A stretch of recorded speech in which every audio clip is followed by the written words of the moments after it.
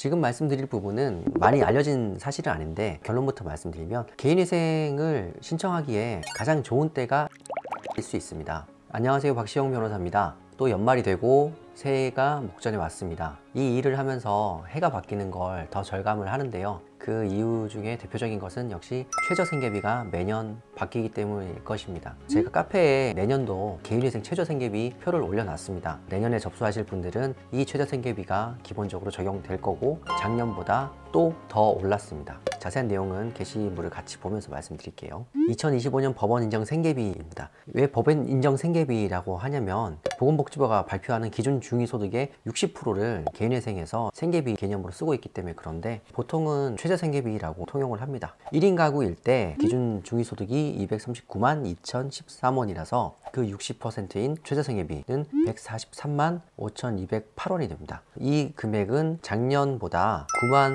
8천원 가량이 오른 겁니다. 거의 10만 원이 오른 거죠. 그리고 1.5인 가구는 표를 보시면 될 것 같고 2인 가구는 235만 9,595원 그리고 3인 가구는 300만 5,212원입니다. 그리고 4인 가구, 5인 가구 쭉쭉 있는데 4인 가구, 5인 가구는 사실 개인회생에서 이 정도의 부양가족을 인정받는 예는 사실상 없습니다. 왜냐하면 개인회생을 접수하실 정도 되면 이제 각자가 생계활동을 하실 수밖에 없기 때문이고 이렇게 1.5인 가구가 필요한 때는 대표적으로 부부가 자녀가 한 명일 때 이 개념이 필요합니다. 부부가 있고 둘 다 경제활동을 하는데 한쪽이 개인회생을 신청하신다 이러면 자녀가 한 명일 때는 일반적으로는 자녀를 0.5명 부양가족으로 계산해서 진행을 합니다. 그래서 1.5인 가구의 생계비 개념도 이제 필요한 거고요. 예외적으로 배우자의 소득이 현저히 낮다 라고 하면 부양가족을 2인까지 인정받을 수도 있고 혹은 배우자의 소득이 신청하시는 분의 소득보다 많이 높다 이러면 그럴 때는 본인만 부양가족을 해서 1인 가구 최저생계비를 적용받아야 합니다. 이런 최저생계비는 사실 변제금 책정에서의 가장 큰 키입니다. 중요한 부분인데 왜냐하면 소득은 사실상 변경이 어렵잖아요. 그래서 이 부양가족을 어디까지 인정받을 수 있느냐에 따라서 변제금이 그만큼 달라지고 그렇기 때문에 이런 생계비는 신청하신 분도 잘 아셔야겠지만 본인의 협조 그리고 대리인의 노하우와 정성에 따라서 변동폭이 크다 이런 점을 알고 계시면 좋을 것 같습니다. 지금 말씀드릴 부분은 많이 알려진 사실은 아닌데 결론부터 말씀드리면 개인회생을 신청하기에 가장 좋은 때가 12월일 수 있습니다.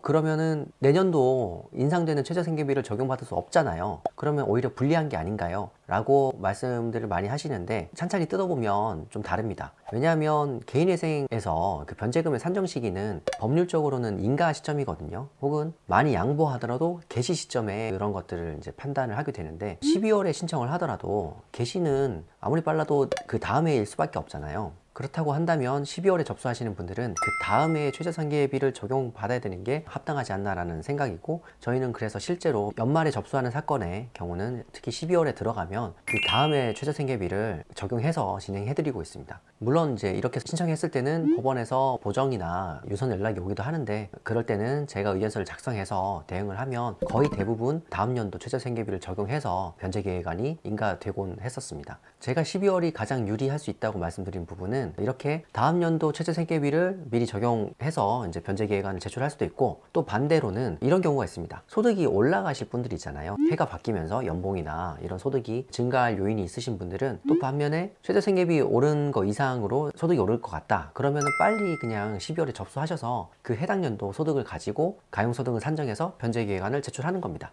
이렇게 선택의 여지를 가져갈 수 있는 달이 사실상 12월 뿐입니다. 이런 부분까지 들여다보지 않으면 사실은 연말에 접수하는 것보다 다음 연도에 접수하는 게 유리하다. 그러니까 개인회생 신청을 연말에는 좀 버티고 미루라고 안내할 수 있습니다. 그런데 이 영상을 보시는 분들은 느끼시겠지만 개인회생 신청을 결심하는 것도 힘든데 계속 미루고 있는 것도 보통 힘든 것이 아닙니다. 여건이 되면 최대한 빨리 접수하는 게 또 그만큼 면책도 당길 수 있기 때문에 좋은 것 같습니다. 그리고 이렇게 개인회생을 미루는 게 모든 경우에 다 통용되는 것도 아니에요. 일반적인 가용소득 이상 갚아야 되는 경우도 있거든요. 예를 들면 청산가치가 총 변제금을 넘어서는 경우 이런 경우에는 어차피 최저생계비 이상을 갚아야 되기 때문에 최저생계비가 인상되고 말고가 이제 영향이 없습니다. 이런 경우에는 기다릴 이유가 전혀 없는 거죠. 그러니까 각자 처한 사안의 특수성마다 다 다르니까 인터넷상에 제한된 정보만 믿고 기다리시기보다는 전문가 상담부터 받아보시고 어떤 방법, 어떤 시기가 가장 본인한테 유리할지 생각해 보시면 좋을 것 같습니다. 오늘은 이렇게 내년도 인상되는 최저생계비 금액 그리고 그 관련된 문제를 말씀드려 봤습니다. 최저생계비 같이 간단해 보이는 문제라도 파고들면 여러 가지 솔루션이 다양하게 나올 수 있다는 점 알고 계시면 더 좋을 것 같습니다. 영상 봐주셔서 감사합니다.